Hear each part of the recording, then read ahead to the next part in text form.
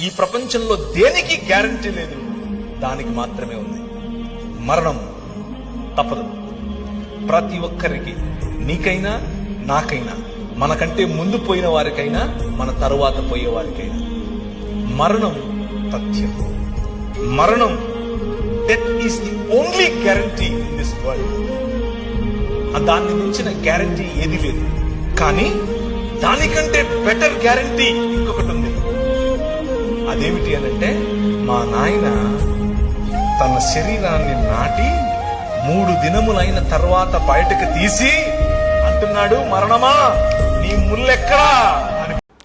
Praise the Lord everyone. I'm your sister Sheba Peter. On 24th April, we went to the celebration of life of Pastor Praveen Pagadala garu, which was done by Rakshana TV.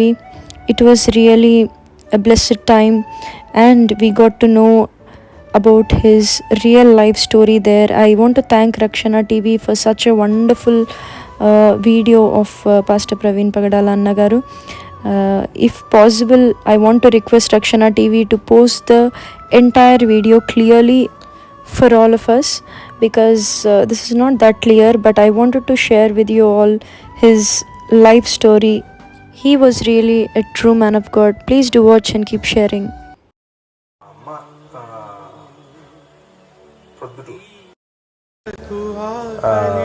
So మేము కడపలో పెరిగాము, కడపలోనే పుట్టాను, కడపలోనే పెరిగాను. నేను మా అన్న ఇద్దరు మాత్రమే. మా అమ్మకి మా నాన్న క్రైస్తవులు కారు, మా అమ్మ క్యాథలిక్ విశ్వాసంలో ఉండేది. పెరిగేటప్పుడు క్యాథలిక్ విశ్వాసంలో పెరిగాం, కానీ ప్రభువుని తెలుసుకున్న తర్వాత మా అమ్మ మిగిలిన అందరం కూడా మా పూర్వీకులు ఎట్లయితే క్యాథలిక్ కారో అలాగే ఇవాంజలికల్ విశ్వాసానికి మళ్ళీ వచ్చాం. దాదాపు వారి బాల్యమంతా కడపలోనే గడిచింది. అలా ఉండగా ఒకరోజు ప్రవీణ్ గారి స్నేహితులలో ఒకరు ప్రవీణ్ గారి అన్న విషయంలో అమర్యాదగా ప్రవర్తించి ప్రాణహాని తలపెట్టినప్పుడు ప్రవీణ్ గారు తన ఇద్దరు స్నేహితులతో కలిసి ఎవరితో అయితే అభ్యంతరం కలిగిందో ఆ వ్యక్తిపై తిరుగుబాటు చేసి కొట్టి పొదల్లో పడవేయగా అతడు చనిపోయాడేమోనని భయంతో అక్కడ నుండి పారిపోతారు. ఆ వ్యక్తి చనిపోలేదు అన్న సంగతి తెలుసుకున్న తర్వాత బంధువు సహాయంతో సంధి కూర్చుకుని అనంతరం ఒక బరువైన స్వరం ప్రేరేపించుట ద్వారా ప్రవీణ్ గారు కడపను వదిలి హైదరాబాద్ పట్టణానికి వచ్చేస్తారు. ఓవైపు చిన్నతనం నుండే కుటుంబానికి దూరమై, ఇప్పుడు స్నేహితులకు దూరమై, వ్యసనాలకు అలవాట్లకు బానిసై, తాను ఎందుకు పనికిరానని, తిరస్కరించబడినవాడనని, నేను ఎవరికీ ఉపయోగపడట్లేదు అని వైరాగ్యంతో రోజులు వెళ్లబుచ్చుతూ, మరోవైపు క్యాథలిక్ కాని క్రైస్తవ్యులను వారి భక్తిని వెక్కిరిస్తూ, వారిని మతమౌఢ్య కోణంలో చూస్తూ వారి ఎడల అయిష్టత కనపరిచేవారు. యూత్ మీటింగ్కి నన్ను పిలిస్తే నేను వెళ్ళకూడదు అని అనుకున్నా, కానీ బలవంతంగా ఫ్రెండ్షిప్ కారణంగా వెళ్ళాల్సి వచ్చింది. నాకు ఇష్టం ఉండేది కాదు.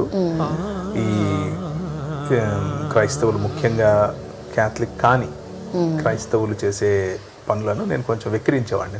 నాకు ఇష్టం ఉండేది కాదు. ఏమేమి ఇష్టం ఉండేది కాదు? ఏది ఇష్టం ఉండేది కాదు. వాళ్ళ తెల్ల బట్టలు ఇష్టం ఉండేవి కాదు, వాళ్ళ హల్లెలూయాలు ఇష్టం ఉండేవి కాదు, వాళ్ళు ఒక సాంప్రదాయం ఉండేది కాదు. ఎంతసేపు అది చేయొద్దు ఇది చేయొద్దు అన్న జడ్జిమెంటల్ యాటిట్యూడ్ అనుకునేవాడిని. స్వాతంత్రం ఉండేది కాదు అనుకునేవాడిని.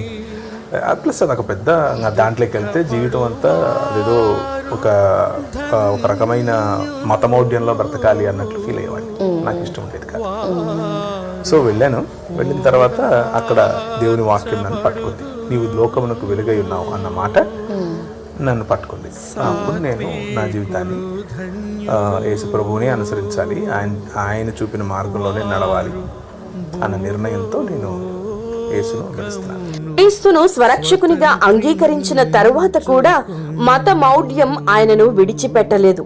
తాను చేసేదే భక్తి అని ఒక గిరిగీసుకుని అందరినీ అంగీకరించలేక, సమానంగా చూడలేక, సంకుచిత భావాలతో అవే నిజమని మంచివని భావిస్తూ క్రైస్తవుడిగా చలామణి అవుతూ క్రీస్తు విధానాలకు దూరంగా జీవిస్తున్న క్రమంలో ఇండోర్లో వారు పరిచర్య చేస్తున్న దైవజనుల ద్వారా క్రీస్తు విశాల దృక్పథపు ప్రత్యక్షతను పొందుకుంటారు.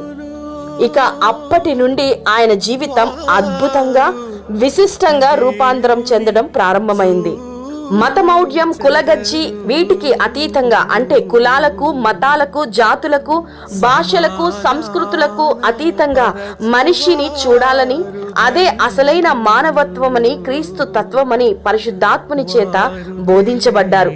వాక్యాన్ని లోతుల్లోకి వెళ్లి అధ్యయనం చేయాలనుకున్నారు. అన్ని గ్రంథాలపై అవగాహన పెంచుకోవాలనుకున్నారు.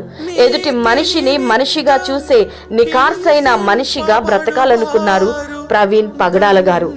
మధ్యప్రదేశ్ ఇండోర్ లో ఇంటర్నేషనల్ బిజినెస్ లో మాస్టర్స్ చేసి, ఇండోర్ లోనే ఎవరి దగ్గరైతే పరిచర్యలో పాలు పంపులు పొందుకుంటున్నారో ఆ దైవజనుని కుమార్తె జెసికా గారిని వివాహం చేసుకుని ఇరువురు కలిసి దైవ రాజ్య స్థాపనకు నూతన అడుగులు వేశారు.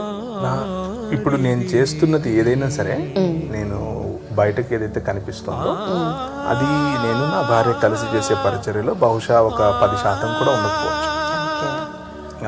ఎందుకు అంటే అది కాదు ఎక్కువ సమయం నేను ఇచ్చేది. అంటే మీరు సోషల్ మీడియా మాధ్యమాల ద్వారా, అలాగే రక్షణ టీవీ ద్వారా ఏదైతే చూస్తారో అది మేమిద్దరం కలిసి చేసే పరిచర్యలో ఒక 10వ భాగం ఉండొచ్చు. దాని వెనక చాలా చేస్తారా దాంతో. సో నిజానికి కనిపించే ఫేస్ నేనైనప్పటికీ చేసేదంతా ఆవిడే. వండర్ఫుల్ అండి, వండర్ఫుల్. సో మీరు ఏమేమి చేస్తూ ఉంటారు? ఏ రకాల పరిచర్యలో మీరు ఇన్వాల్వ్ అయ్యారు? ప్రధానంగా వ్యాపారం ద్వారా దేవుని రాజ్యం కట్టడం అనేది నా పరిచర్య. నేను ప్రజలను వ్యాపారంలో వాళ్ళు ముందుండాలి, తలలుగా ఉండాలి అని ఆలోచిస్తాను. ఓవైపు దేశ విదేశాలలో వ్యాపారాలు ఆరంభించి, మరోవైపు సత్యవాక్యాన్ని పరిశీలిస్తూ, వాక్య లోతుల్లో పరిశోధన చేస్తూ, ఇతర గ్రంథాలను, విశ్వాసాలను అధ్యయనం చేస్తూ, తాము బోధిస్తున్న బోధను, ప్రబోధకుడను ప్రజలకు తమ బ్రతుకులలోనే చూపిస్తూ, అన్నార్తుల ఆకలి తీరుస్తూ, అనాథలను చేర్చుకుంటూ, అభాగ్యులను ఆదరిస్తూ, నిరుపేద బలహీన బడుగు వర్గాలకు ఉపాధి కల్పిస్తూ, దేశ వ్యాప్తంగా సంఘాలు స్థాపిస్తూ, దైవజనులకు తర్ఫీదునిచ్చి వారి పోషణకు చేయూతనిస్తూ, రోగులకు వైద్య సహాయాన్ని అందిస్తూ, బస్సులు, అంబులెన్స్లను దానం చేస్తూ, నిరక్షరాస్యులకు విద్యా సహాయాన్ని, సదుపాయాన్ని కల్పిస్తూ, అనేక ప్రాంతాలలో సువార్త సభలను నిర్వహిస్తూ, ఉపదేశకునిగా వెళ్తూ, బైబిల్ కాలేజెస్ ను స్థాపిస్తూ, వారిని దేవుని రాజ్య వ్యాప్తి దిశగా పరిచారకులుగా, శిష్యులనుగా తీర్చిదిద్దుతూ, యవనస్తులకు, విడువబడిన వారికి కౌన్సిలింగ్ ఇస్తూ, శరీర వైకల్యం ఉన్న వారికి ఉద్యోగాలు ఇప్పిస్తూ, విధవరాండ్రను పరామర్శిస్తూ, సాక్షి అపాలజెటిక్స్ టీమ్ తరపున అనేక కార్యక్రమాలు నిర్వహిస్తూ, రక్షణ టీవీలో ఇగ్నైట్, తీర్మాన గడియ మరియు అసలైన ప్రశ్న, సిసలైన జవాబు, ఆయా ప్రాంతాల్లో రక్షణ టీవీ నిర్వహించిన సువార్త సభల్లో ప్రసంగిస్తూ, భిన్న అంశాలపై పౌలు పంథాను అనుకరిస్తూ, సామరస్య డిబేట్స్ ను తనదైన శైలిలో పరిశుద్ధాత్మ జ్ఞానముతో చేస్తూ, దైవ కృపలో విధేయత, విశ్వాసాలను అలంకరణగా ధరించి లక్షలాది హృదయాలను వారి స్వచ్ఛమైన నవ్వుతో గెలుచుకున్నారు మన దైవజనులు ప్రవీణ్ పగడాల గారు.